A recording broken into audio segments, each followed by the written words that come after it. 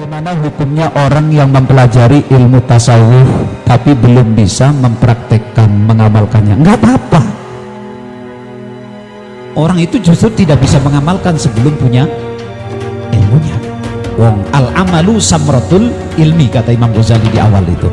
Al-ilmu samratul al-amalu samratul ilmi. Amal itu buahnya ilmu. Jadi kayak kita mondok ngaji ini, belajar aja dulu.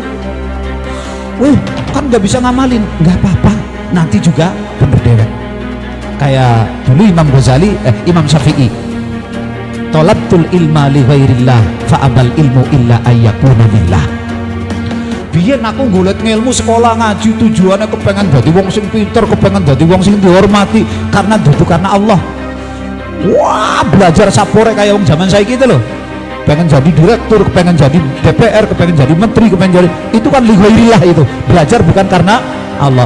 Tapi akhirnya setelah mendapatkan ilmu, saya pinter, kata Imam Syafi'i, fa'abal ilmu illa ayyakuna lillah. Ilmu nenyong emoh digawa kokon kayak kue emoh. Akhirnya apa? Membenarkan saya sendiri, meluruskan saya. Itu proses yang penting kita belajar di situ, daripada terus jadi alasan lah buat apa nyari ilmu tapi tidak di amalkan. Gak apa-apa, gak apa-apa, amalkan lama, tumpuk aja dulu ilmunya, nanti juga suwe-suwe ngerti. Oh, salahnya saya di sini, kurangnya saya di sini, kesalahan saya di sini. Nah itu nanti lama-lama seperti itu. Apakah wibawanya seorang kiai termasuk karomat? Kalau wibawa itu kan ya bisa juga disebut karomat, bisa juga, karena wibawa itu bukan sesuatu yang dibuat-buat, karena lahir dari batin. Lahir dari batin. Tapi ada kiai yang justru menyembunyikan kekiaiannya ke wibawanya, justru tampilannya sebagai biasa. Itu macam-macam lah. Itu memang bisa ada yang menampilkan, ada yang sengaja menutupi. Tapi bisa juga dikatakan itu karomat. Mana yang lebih harus kita dahulukan antara ilmu fikih dan ilmu tasawuf? Ini dua-duanya sama. Fikih dengan tasawuf itu dua sisi mata uang.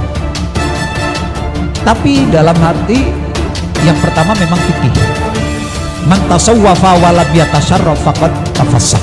Itu kan Imam Malik mengatakan, barang siapa bertasawuf tapi tidak ngerti syariat, fasik.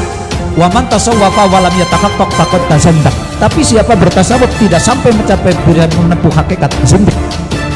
Itu artinya bahwa antara tasawuf dengan fikih tidak bisa dipisahkan, karena fikih dengan tasawuf itu dua sisi mata uang, nggak bisa. Jadi cara dohirnya fikih dulu, tapi nanti tidak bisa dipisahkan. Apakah benar ibadah mengharapkan surga maka ibadahnya rusak? Itu sebenarnya surga yang harus kita pahami. Ini kalau untuk orang awam nggak apa-apa kita mengatakan ayo sholat, ngaji, ben manjing surga. Itu namanya bahasa targhib. Bahasa targhib untuk orang-orang awam. Ayo nang nok pabu pada ngaji, sembayang, jamiahan, ben manjing surga. Nggak apa-apa untuk orang awam. Tapi kalau kita kayak santri sudah nggak waktunya lagi bilang itu. Kita harus bicaranya ikhlas. Kita harus tahu surga itu makhluk, neraka itu makhluk. Itu kalau ngaji ikhlas. Maka jangan orang yang tidak ikhlas itu orang yang tujuannya selain Allah. Surga neraka itu selain Allah, berarti tidak ikhlas. Makanya kalau untuk kalangan kita, saya mengatakannya, kalau untuk orang-orang yang kayak udah ngerti agama itu, iya saya berani mengatakan berarti itu sudah nggak ikhlas.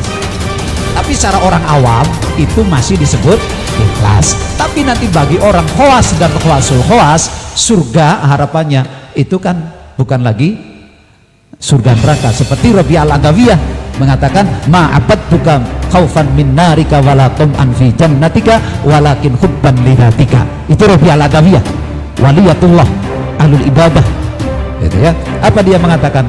Aku menyembahmu ya Allah bukan karena aku takut nerakamu, wala hubban li jannatika wala tum'an fi jannatika, bukan pernah aku mengharapkan surgamu, walakin hubban lihatika, tapi aku menyembahmu karena aku cintaku kepadamu ya Allah. Muradnya Allah yang dicari, bukan karena surga, bukan karena neraka.